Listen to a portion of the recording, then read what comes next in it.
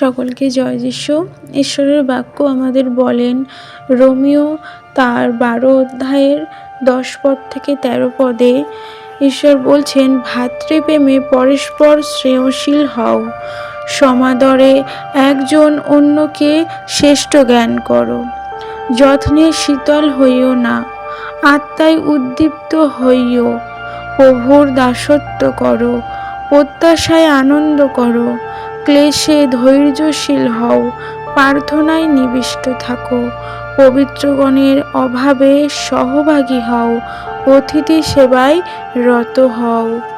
ঈশ্বরের বাক্যের দ্বারা আমাদের বলছে যে ভাই বোনের মধ্যে যে পবিত্র ভালোবাসা থাকে, সেই ভালোবাসায় তোমরা পরস্পরকে ভালোবাসো, অপর ভাই বোনেদের নিজেদের থেকেও বেশি সম্মানের যোগ্য বলে মনে করো, প্রভুর কাজে শীতল হইও না, আত্মায় উদ্দীপ্ত হয়েই তোমরা প্রভুর সেবা করো, আনন্দ করো, কারণ তোমার প্রত্যাশা আছে।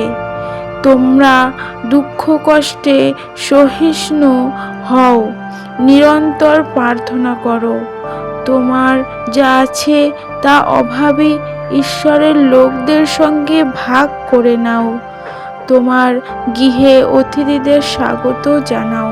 ঈশ্বরের বাক্যে আমাদের সকলকে আশীর্বাদ যুক্ত করুক। আমেন।